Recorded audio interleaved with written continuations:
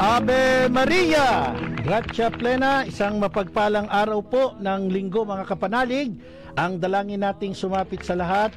Samahan po ninyo kami sa mga sandali ng pag-aaral sa salita ng Diyos at pagtatanggol sa ating pananampalatayang Katoliko. Ito po si Brother Marcos, si Evangelista. At tayo po ay mag-isa ngayon dahil si Tatang Larry sinamaan na naman ng katawan. Talagang Engineer Marlon San Diego, pag may edad na, no? Sabi niya. Yun ang lagi sinasabi ni Tatay, may edad na eh. Pagdasal natin. Pero ano lang naman, kausap ko kanina mukhang malabo, mahina ang boses, paos. Hindi ko alam kung nag-concert o ano. So, Tatang, get well soon, ano? Siyempre, kasama natin bukod sa ating technical side, si Engineer Marlon San Diego, yung ating partner, ating PA, si Romar, nariyan sa ating tabi. So, mga kapanalig, ngayon pong araw na ito ay pag-uusapan natin ang tungkol sa isang lathalain na akin pong nakuha at binabasa. Ito po yung paborito kong magazine, no? Pinangangalap ko po ito sa mga kakilala nating namimigay. Ito pong Pasugo. At ito pong Pasugo, mga kapanalig, ito po kinukonsider na official, no? Official na naglalaman sa mga aral sa kulto ng Iglesia ni Cristo, tatag ni Felix Manalo, yung simbahan ni Felix Manalo. Pag sinasabi nating simbahan ni Felix Manalo, may mukhang nagre-react yung iba. Pero the reality is, pag tinignan natin by the record, on the record, talaga naman hong naka-indicate doon na ang tagtatag ng Iglesia ni Cristo 1914 ay walang iba kundi si Ginoong Felix Manalo. Actually, ang apelido ni Felix, hindi naman talaga Manalo, kundi Isagun. W-S-A-G-U-N.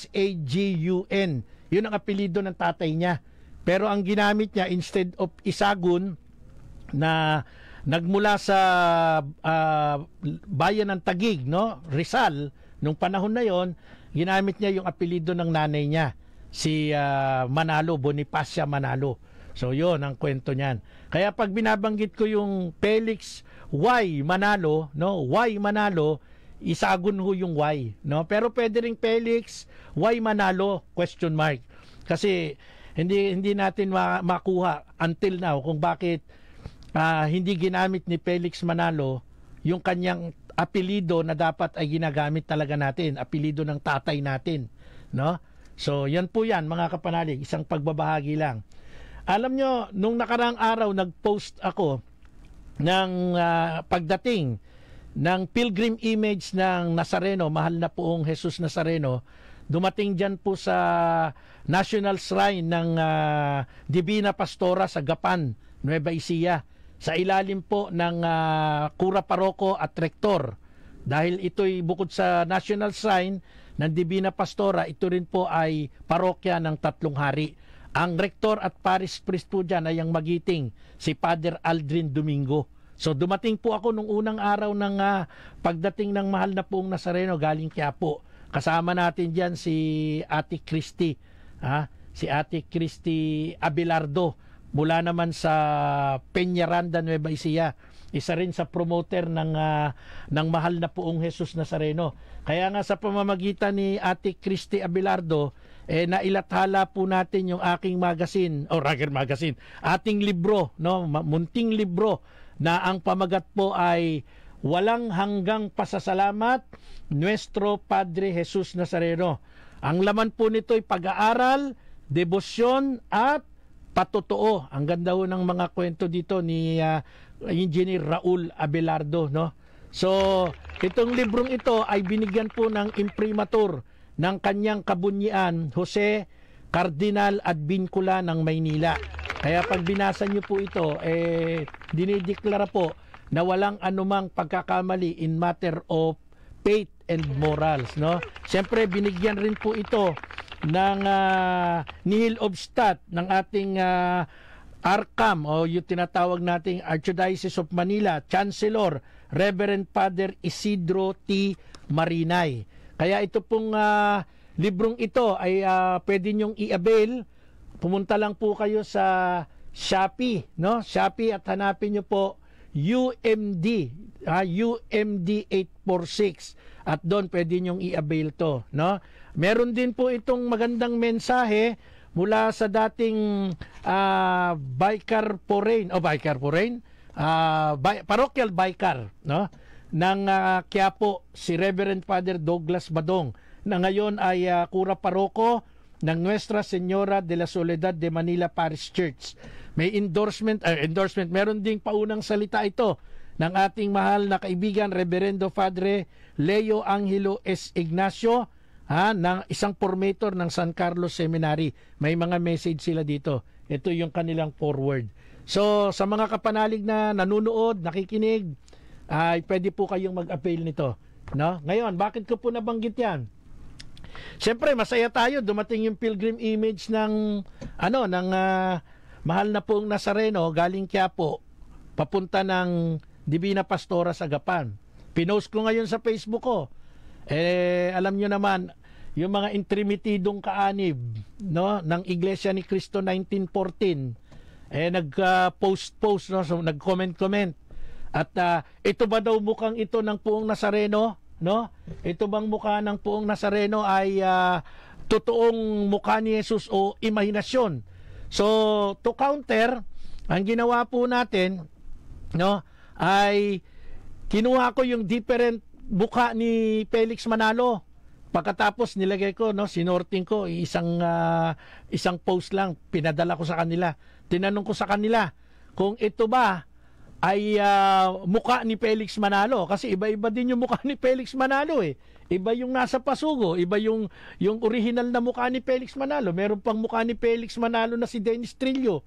Oh, ginawa sa pelikula. Kaya ang tanong ko, yan ba ang mukha ni yan ba ang mukha ni Felix Manalo? So, yan po mga kapanalig eh. No? Minsan kinakailangan go live, ayaw mag-go live eh. Minsan kinakailangan gamitan ng lohika, yung atin pong yung ating mga katwiran at yung ating mga paniniwala para maintindihan natin ang isang katotohanan, ano? Okay. So, ba't ko tinatch yan? Alam nyo, ang number one critics ng ating simbahan, whether aminin nila o hindi, ang number one kritiko, no, ay ito pong grupong ito ng Iglesia ni Cristo 1914. Kung kayo po'y makaka-observe sa kanila, mula sa simula ng kanilang tinatawag na pagsamba o pamamayag o whatsoever, no, ang lagi pong topic, no, ay ang aral ng simbahang Katolika. At hanggang sa pagdadasal, no, meron pa ring tirada. Ayan, pinapatunayan yan ni Tatang Larry Malyari. Palibasa si Tatang Larry Malyari ay dating kaanib ng Iglesia ni Cristo, isang handog, yung partner ko po. Kaya nakakapagsalita tayo ng observation na yon kasi yung source natin ay talagang insider, si Tatang Larry. At doon makikita natin na kailangan nating magpaliwanag, kailangan nating magbigay ng mga pagpapaunawa kung ano ba talaga yung official na teaching ng ating pananampalatayang Katoliko, mga kapanalig. Kaya importante po na subaybayan ninyo itong ating programa sa oras na ito upang masagot natin yung isang bahagi na artikulo dito nga po sa Pasugo. Ano po ang nakalagay dito? Page 21 hanggang page 23 nito pong Pasugo na inilabas ng Iglesia ni Cristo noon pong August 2005, volume 57, number 8. Ayan, hawak po natin itong kopyang ito. At ang nakalagay po dito sa titulo, no, aral ang Santissima Trinidad o ang Holy Trinity, aral ba ng Biblia? So, para maintindihan natin, i-discuss po natin ito sa ating programa po si Brother Marco Evangelista. Now, tulad po ng sinabi ko, itong magazine ng Iglesia ni Cristo, ang pangalan ay Pasugo. Ito po ay ating bibigyan ng pansin, no? Shout out kay Sister Ellen Adriano. At dito, may artikulo silang sinasabi kung ang Santissima Trinidad aral ba ng Biblia. Ito'y nilabas ng August 2005, volume 57. Aside from this, bukod dito, meron pa po silang isang pasugo na inilabas naman po noong 1999, no? Month of February. At ganito naman po ang nakalagay sa page 20. Ang doktrina ng Trinidad ay hindi itinuro ng Biblia. Sa halip, ang aral na ito ay tahasang kumukontra sa turo ng Biblia. Ang tunay na Kristiyano, take note po ang tunay na Kristiyano ay hindi kumikilala lamang sa isang Diyos na makapangyarihan sa lahat. Ang nag-iisang Diyos ay ang Ama lamang. So ito po, binigyan ko ng diin yung salitang, ang tunay na Kristiyano ay kumikilala lamang sa isang Diyos na makapangyarihan sa lahat. So ito po yung reference natin na ipaliliwanag natin na nanggaling naman po sa grupo ng Iglesia ni Cristo 1914. Sabi nila, isa lamang daw ang Diyos at inaakusahan ang simbahang Katolika na ang mga Katoliko, ang mga faithful Catholic, ay meron tatlong Diyos. Ang Ama, ang Anak, at ang Espiritu Santo. So dito pa lamang po, meron ng contradiction. No? Kasi yung sinasabing ang Catholic Church ay meron tatlong Diyos, galing sa kanila yon. Yun yung kanilang aligasyon. Yun yung kanilang birada sa atin. Pero sa official teaching of the Catholic Church, ano po ba ang ating inaaral o itinuturo sa mga bawat Katoliko o bawat kaanib ng Santa Iglesia Katolika? So hahanguin ko po ang sagot dito po sa mismong katisismo ng Iglesia Katolika. Ito po ang naglalaman ng ating mga official teaching na umiiral sa buong mundo sa loob ng Santa Iglesia Katolika. Sa kanyang paragraph 254, ganito po ang sabi, no? 253, simulan ko sa 253. Ang Trinidad, yun yung Holy Trinity, no? Ang Trinidad ay hindi sinasampalataya ng tatlong Diyos, kundi iisang Diyos sa tatlong persona. O mga kapanalig, yung atake ng mga tagapagturo sa kulto ng Iglesia ni Cristo 1914 ay taliwas po sa official teaching ng Santa Iglesia Katolika. Kasi ang liwanag po ng tinuturo sa atin sa 253 ng Catechism of the Catholic Church, ang Trinidad ay iisa. Hindi natin sinasampalatayanan, hindi tayo naniniwala, hindi tayo sumasampalataya na tatlo ang Diyos, kundi iisang Diyos sa tatlong persona. Ang Trinidad, consubstantial. Sa tatlong persona ay hindi nahahati ang pagka-Diyos, kundi ang bawat isa ay Diyos. Kung ano ang Ama, ay siya rin ang Anak, at kung ano ang Anak, ay siya rin at ang Ama. At kung ano ang Ama at Anak, ay siya rin ang Espiritu Santo. Ang Ama, ang Anak, at ang Espiritu Santo ay iisang Diyos lamang. Ang bawat persona ay totoo at buong Diyos sa kanilang kalikasan, esensya, at buhay. So mga kapanalig, sa aral ng ibang sekta, particularly Brother Jose Maria Uy at Brother Tony Di Mapilis, good afternoon po sa inyo. Sa aral ng Iglesia ni Cristo 1914, ang Santissima Trinidad, tatlong Diyos. At yan ang sinusubo nila sa mga Katolikong naiimbitahan nila sa kanilang mga pamamahayag, sa kanilang mga pagdodoktrina. Sinusubo nila sa bawat Katolikong umaattend sa kanila. Pero sa official teaching ng Catholic Church, ang liwanag po ng sinasabi, no? Sa Catechism, anong sabi? Hindi tatlo ang Diyos, isa lang. O sino paniniwalaan mo? Yung pinagmumula ng aral o yung umaatake? Yan ang problema natin sa Iglesia ni Cristo. Brother Ompong Maramtan Jr., Ave Maria po sa inyo. Kaya ho nakakalungkot mga kapanalig na may mga Katolikong walang alam, umattend ng mga paanyaya ng doktrina at pamamahayag. Ano nangyari? Dinalanse. Ano nalanse? Naonse. Nadaya. Kaya nga sabi nung isang post ni Brother Habs Kireye, di ba? Benya, sabi niya, manaloko. Nilagyan niya ng manaloko. Ano yung ko? Company siguro yun. Ay, nako mga kapanalig. So, pag-aralan po natin mga kapanalig, ano? Yun po bang terminong Trinidad ay nasa Biblia? Kasi ito'y malaking issue sa kanila pero sa ating simbahan, matagal na pong naipaliwanag ito at matagal na pong nalinaw ito. Tandaan po natin, no? Ang tanong ko, kung nasa Biblia ba ang terminong Biblia? O rather, nasa Biblia ba ang terminong Santissima Trinidad o Trinidad? Okay. Ang salitang Trinidad po, mga kapanalig, eto aaminin natin, ay wala po sa Biblia. Kung ang doktrinang ito ay hindi makikita sa Biblia, sabi ng mga tagapagturo ng Iglesia ni Cristo, malinaw na ito ay isang imbento lamang ng tao. Pero ito po ang dapat nating maintindihan, maunawaan natin.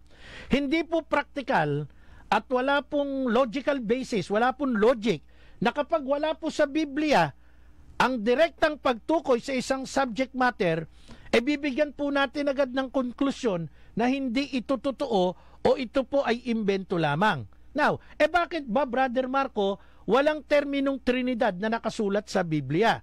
Tandaan po natin, balikan natin yung history ng Bible. Matapos pong isulat ang huling bahagi ng banal na kasulatan, nangyari ito 90 AD. At ginamit po ang salita o umiral ang salitang Trinidad sa bahagi na po ng 170 AD. Anong ibig sabihin?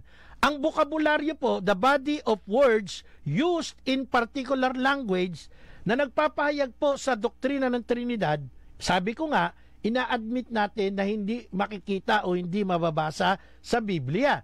Pero hindi po natin pwedeng itanggi o kung sino man na ang mga pangungusap, termino, katawagan, pagtukoy at iba pang anyo ng salita talaga po namang dumadaan sa proseso o yung tinatawag nating development stage.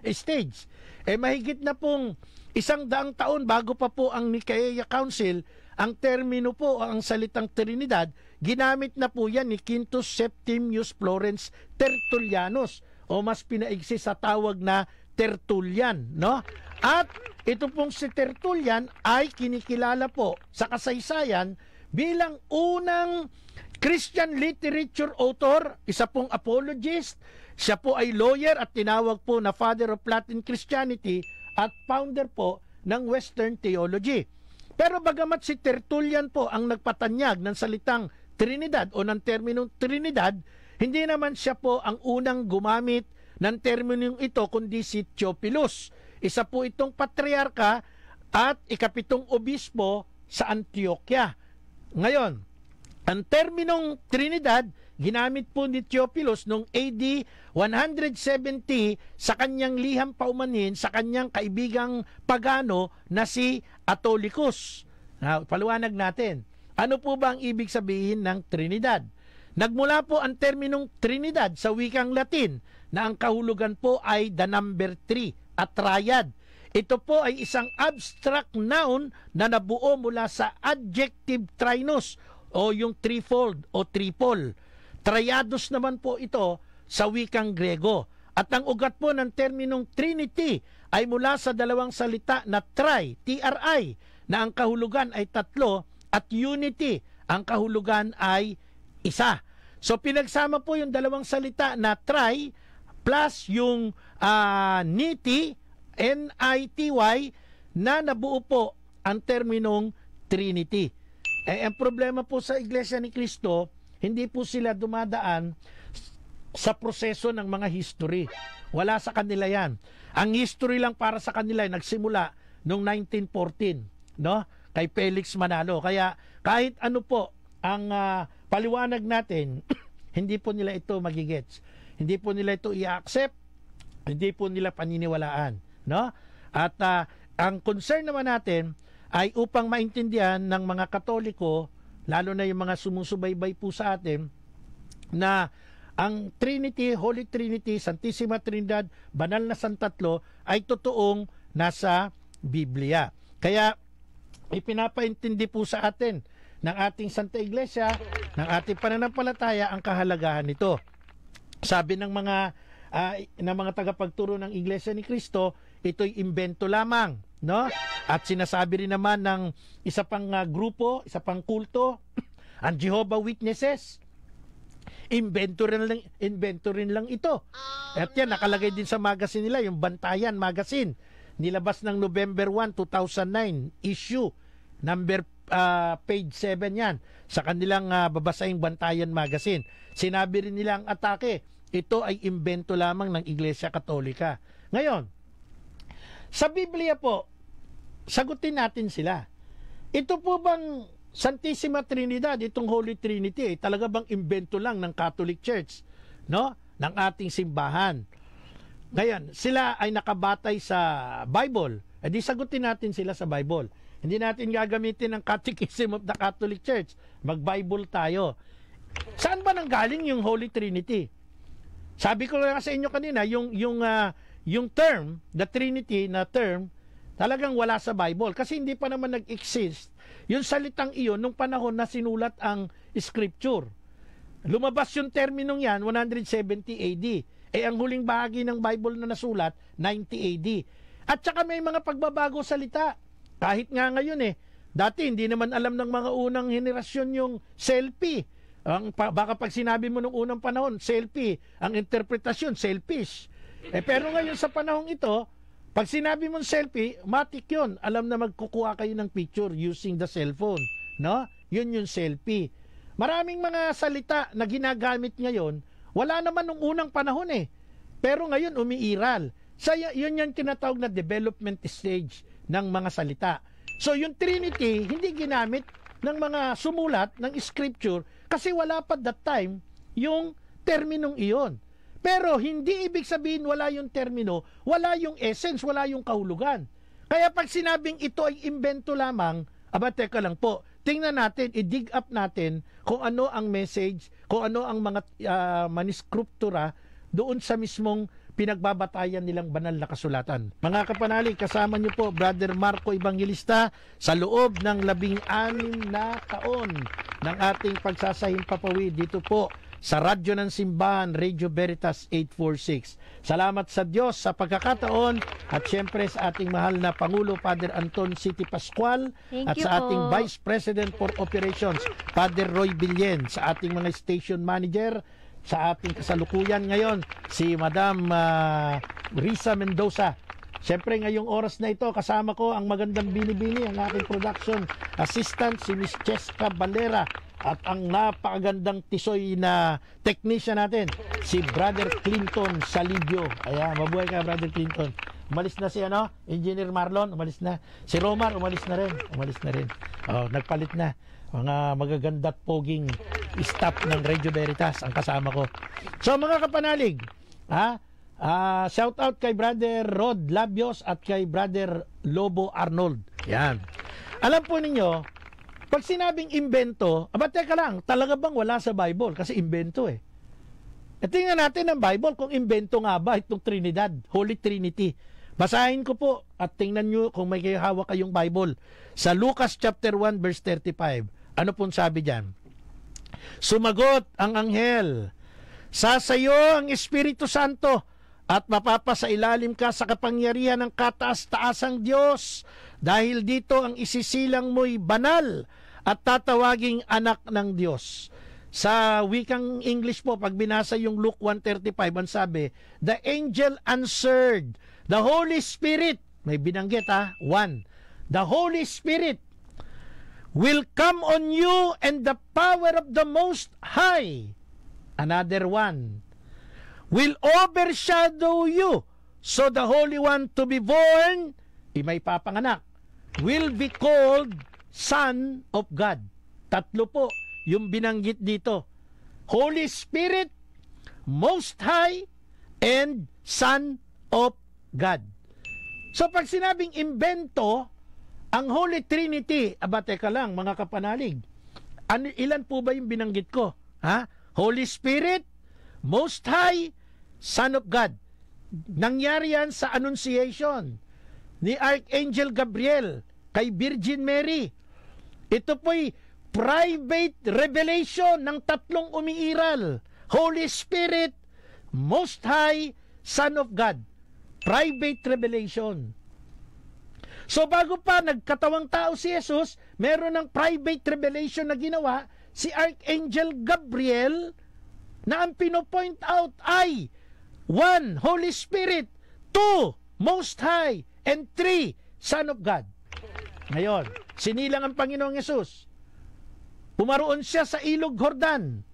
Nagpabautismo siya kay Juan Bautista. Ang tinig na sumisigaw sa ilang. Ano nangyari? Basahin ko po, Marcos chapter 1 verse 9 hanggang 11. Nang panahong iyon, dumating si Jesus mula sa Nazareth, Galilea, at siya'y binautismuhan ni Juan sa ilog Jordan. Pagkaahon ni Jesus, one person. Pagkaahon ni Jesus sa tubig, nakita niyang bumukas ang kalangitan, bumaba sa kanya ang Espiritu na tulad ng isang kalapati. Number 2, Espiritu na katulad ng isang kalapati. Nasaan yung kalapati? Narinig niya ang isang tinig. Uy, may tinig. Kay nino galing yung tinig? Na mula sa langit at nagsasabi, ikaw ang minamahal kong anak, lubos kitang kinalulugdan.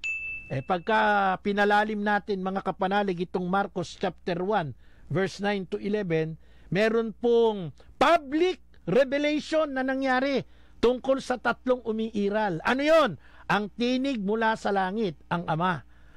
Ang nasa ilog Jordan, ang anak. Pangalawa yon. At ang ikatlo, ang bumaba sa anyong kalapati, ang Espiritu Santo. Sa mismong logo nga ng Iglesia ni Cristo, nakalagay yung kalapati. O ayan tingnan ninyo sa bandang itaas ng kanilang logo, naroon yung kalapati. Ano yung kalapati na yan? Lumalarawan sa Espiritu Santo according dito sa Marcos chapter 1 verse 9 to 11. May tatlong umiiral So paano natin sasabing imbento yan? Sino po ba ang nagpakilala ng Trinidad o ng tatlo? Sino po ang nagpakilala? Pag tiningnan po natin uli ang Bible sa John chapter 14 verse 15 at 17, ganito po ang sabi, kung iniibig ninyo ako, tutuparin ninyo ang aking itinuturo. Merong tinutukoy, may subject person doon. Kung iniibig ninyo ako, ang nagsasalita si Jesus, 1. Tutuparin ninyo ang aking itinuturo. Dadalangin ako sa Ama. Another person, subject person, Ama. Upang kayo'y bigyan niya ng isa pang tagapagtanggol na magiging kasama niyo magpakailanman. Siya ang Espiritu ng katotohanan.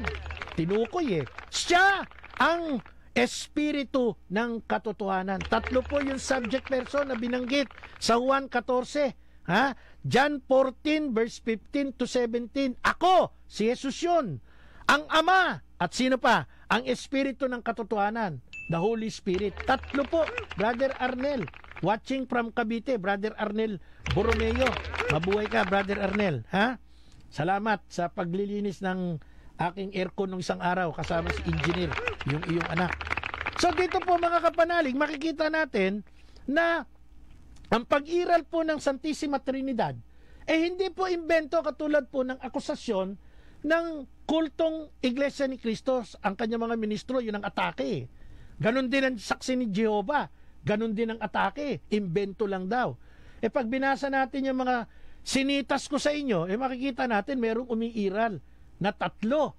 At ito'y pinakikilala dun pa lamang sa private revelation ni Archangel Gabriel hanggang dun sa public revelation sa baptism sa ilog Jordan ni Juan Bautista kay Jesus.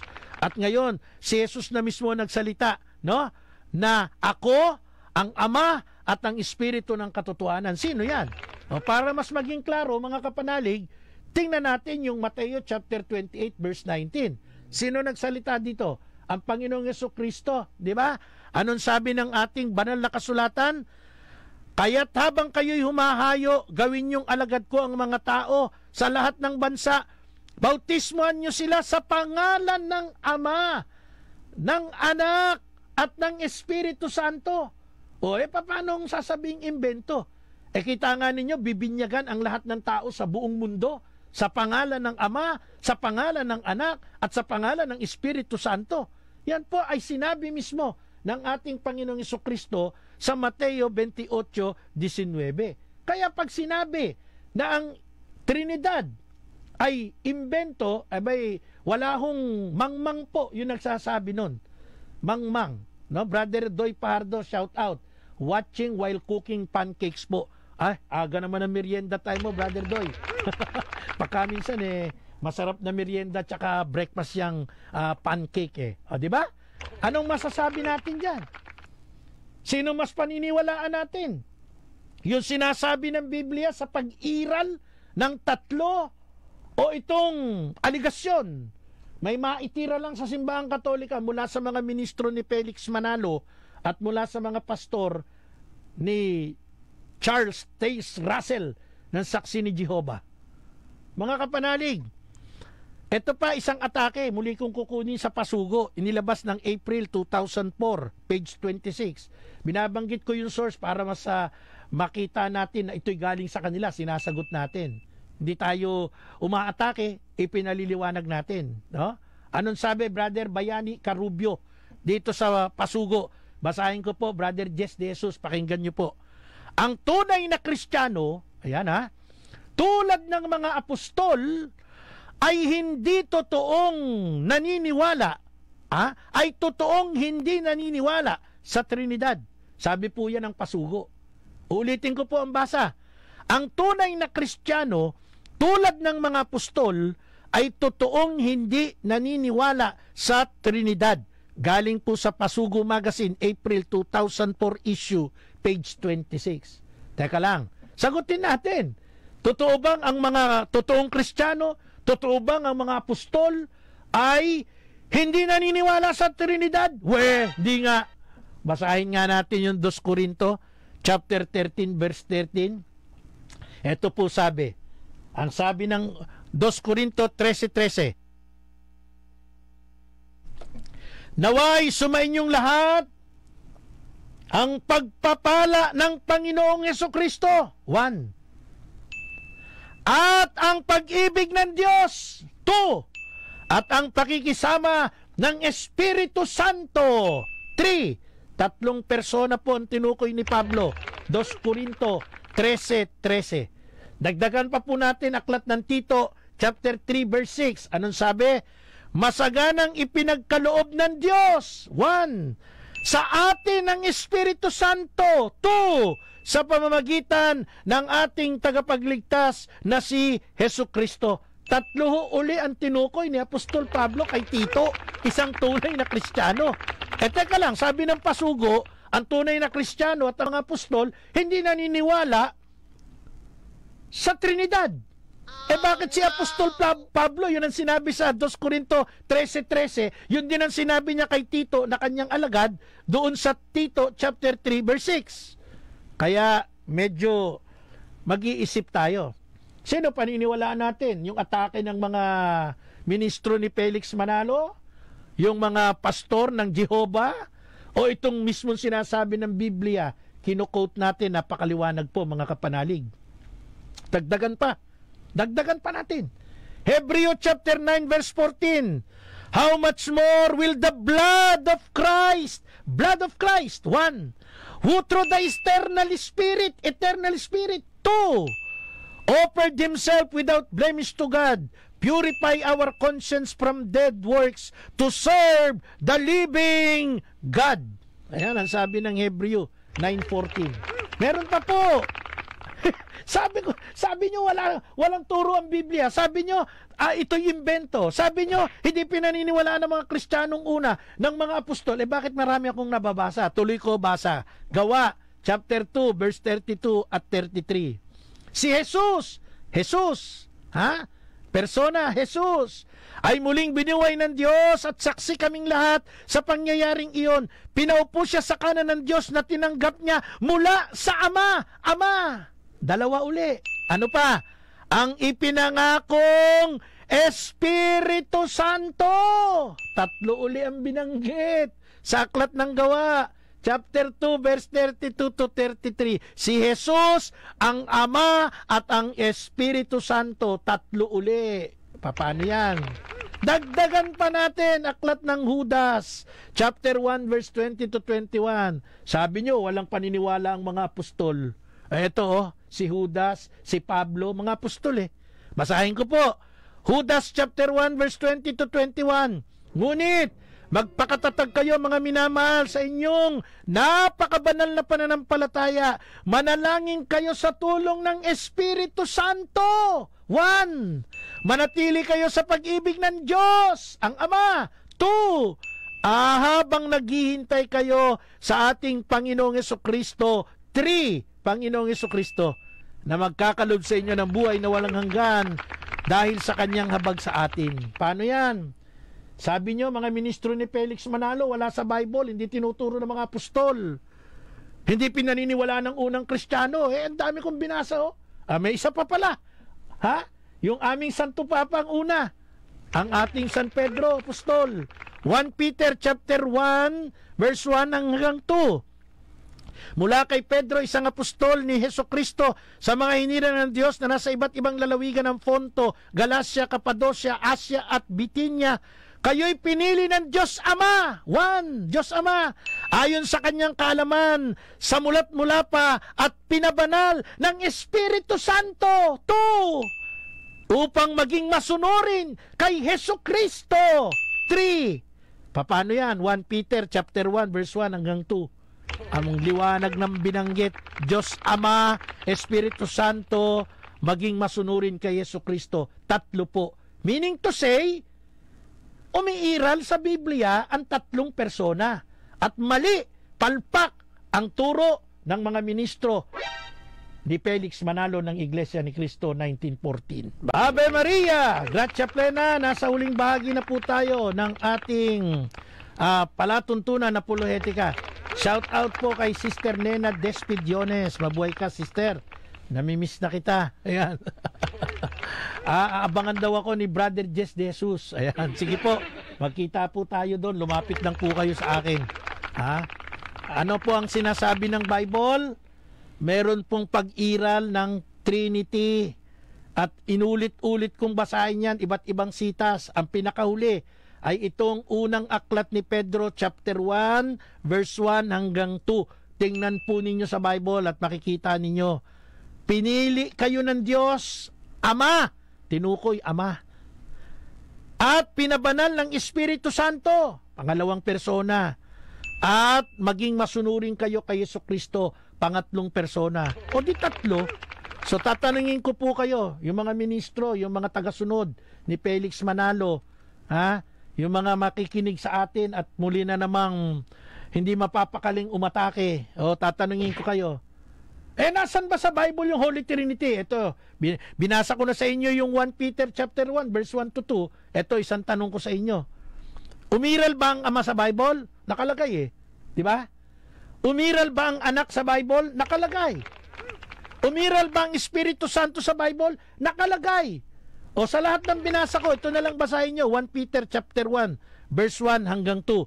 O kung gusto nyo ng follow-up, basahin nyo yung 2 Corinto chapter 13, verse 13. Aklat ng Tito chapter 3, verse 6. Itong Hebreo chapter 9, verse 14. Itong Gawa chapter 2, verse 32 to 33. Aklat ni Judas chapter 1, verse 20 to 21. Nariyan po yung 3 pag-iral ng Ama, ng Anak, at ng Espiritu Santo. Ito, tanong. Ang Ama ba ay banal? Siyempre, sasagot kayo, of course, banal. Ang Anak ba'y banal? Yes, ang Anak ay banal. Ang Espiritu Santo ba banal? Kaya nga, santo banal. Ang Ama, banal. Ang Anak, banal. Ang Espiritu Santo, banal. Tinatanggap nyo to? Siyempre, tatanggapin nyo dahil talaga namang banal. Ilan yan? 3. O di meron 3 banal, 3 banal. O isalin natin sa wikang English, Holy Trinity. Isalin natin sa Spanish, Santísima Trinidad. Tapos ang boxing. Pag dininay mo na ang Amay hindi banal, itinay mong si Jesus ay hindi banal, itanggi mo ang Espiritu Santo hindi banal, aba, may problema ka, demonyo ka, kampong ka ni Satanas. Brother Clinton, pag tinanggi mong yung 3 banal, iba ka. Di ba? Ngayon, kung tatanggapin mo naman na ang Ama ay banal, ang Anak ay banal, ang Espiritu Santo ay banal, ilan yan? 3. Ano yan? Banal. E di 3 banal, Holy Trinity. Simple, di po ba? Tapos ang boxing. Tapos sasabihin ng mga ministro ni Felix Manalo, ha? Ang Santissima Trinidad, aral ba ng Biblia? Sinagot na natin lahat galing sa Bible. E di nasa Bible, ang hinahanap nyo kasi yung term. The term per se, Trinidad. Hindi nyo talaga makikita yun. Kasi umiral ang terminong Trinidad, no? Ay 170 AD. Natapos ang huling sulat sa Bible, 90 AD, magkalayo. Bakit? Bakit wala? Kasi merong development stage ang mga salita.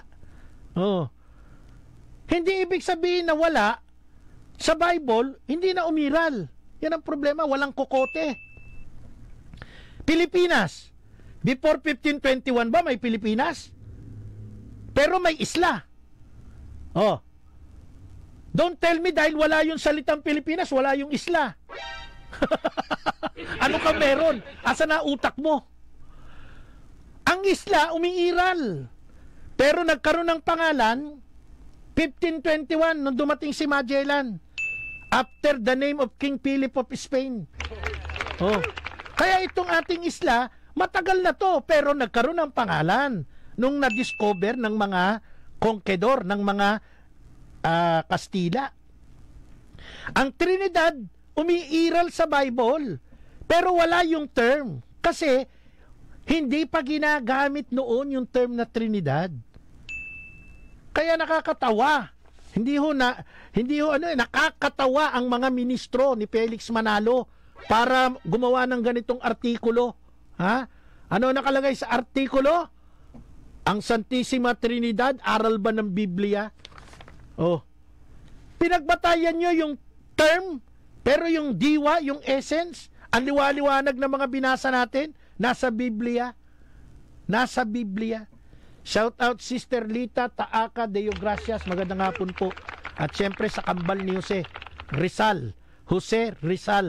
Carrera Corilla ng Taguig. Kambal yan mga kaibigan ko. Mga kababata ko yan. Matanda yata sa akin ng 2 taon to si Jose Rizal Corilla. Di ba? Kaya mga kapanalig, tandaan po natin, hindi ho ibig sabihin wala sa Bible, hindi na ho umiiral. Kasi nga ho, meron pong development stage ang mga salita, ang mga termino. At ito ang isang malungkot na bahagi sa mga nagtuturo. Pagkatapos po ay mga patuloy na umaatake. Pero sila tong walang basis sa kanilang banat sa atin. Kaya lang, pagka pumustura, naka-business suit Ano yung business suit? Yung mga naka-Amerikana At saka talagang pati pagbitaw ng mga pangungusap, di ba? Honorable Jason Yumang. Talaga namang kala mo mga dignified talaga. Inaral Inaral. May kurso ministerial. Talagang isa sa paraan ng nila yan. Paghuhubog. Na kailangan maging, disimulado pag nagsasalita. Ama! Ama, ipagtanggol. Ipaghiganti mo kami, Ama. Ganon magsadasal Kala mo umiiyak pero walang luha. Sino ba yung nababas na artista sa isang telenovela, umiiyak pero walang luha? Yung babae, yung maganda. Binabanatan ng mga chismosa sa Facebook. Kasi daw, pag umiiyak ka na walang luha, peke. Yung mga ministro, Cheska, nakatin ka na ba sa iglesia? Yung mga ministro, pag nagdadasal, umiiyak. Tama! Gumaganon. Pero pag tinignan mo, wala naman luha. Naku po. Mga kapanalig, Brother Roman Oliver, hinahanap kasi ng mga INC yung wala sa Biblia. Nakigamit na nga lang ng Biblia, nakigamit nga lang sila ng Biblia. Mas marunong pa sa atin. Ang tawag dyan, intrimitida. Alam po ninyo mga kapanalig, pagka minsan, sa unang tingin, akala mo, tama at maganda yung sinasabi. But in reality, hindi ho. Palpak ang kanilang mga akusasyon. Number 1 na nga, sinasabi nilang tayo naniniwala, no? Sa tatlo daw ang Diyos. Sino nagsabi noon? Di sila lang. Yan yung sinasabing pinipilit nyo isubo sa amin, hindi naman namin pagkain yan. Dito nga, basahin nyo muna yung katekism sa mga ministro, basahin nyo ano nakalagay sa aming katekismo dito sa 253. Ang Trinidad ay iisa. Hindi namin sinasampalatayanan ang tatlong Diyos, kundi iisang Diyos sa tatlong persona. Magkaiba yung tatlong Diyos doon sa tatlong persona, magkaiba yon. Wala kasi kayong theology, kaya ganyan na nangyayari. Meron lang kayo tiradology. Tiradology, ayan. Tira ng tira, kahit na walang batayan. Basta, para kayong kamag-anak ni Miguel, habang pinipigil, lalong nanggigigil. Ay, nako mga kapanalig. So, sa atin pong lahat, tulad po ng aking mga ibinahagi sa inyo, mga kapanalig kong minamahal, pakakaingat po tayo sa mga tirada na naririnig natin. Katulad ng purgatorio, no nakaraang pag-alala natin sa mga patay. Ang purgatorio, nako meron daw tayong meron daw tayong 3 dadaanan pa. Mali na naman ang intindi nyo. Ang purgatorio sa Catholic faith ay proseso. At pag namatay ang tao, may judgment agad. Nakalagay yan sa aklat ng sa Bible, meron agad paghahatol na gagawin sa atin ng Diyos. Ano mangyayari? Di pupunta ka dun sa heaven. Salvation yon, di ba? O pupunta ka sa impyerno. Damnation. Dalawa lang yan. Ano yung purgatorio? Sila po ay mga ligtas na. Sila po ay tinatawag na holy souls in purgatory. Pero hindi pa po makakadirektang pumasok sa langit. Bakit? Kasi nga po, hindi naman pwedeng namatay yung tao na talagang pure. Ang tao na mamatay, no? Na meron bit-bit kahit maliit na kasalanan. Corrected ang sabi ng Bible, walang makakapasok doon. Kahit na maliit lang ang kasalanan, lilinisin lahat bago ka makakapasok sa kaharian ng langit. Yan ang aming paniniwala, mga kapanalig. Ang problema, hindi ko sinabi yan sa pahayag 21-27 yun.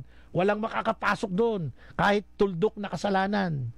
Kaya tayo sa Catholic faith, meron tayong purgatory process. Nililinis, pinagdadasal natin, kaawaan sila sa kanilang mga kasalanan.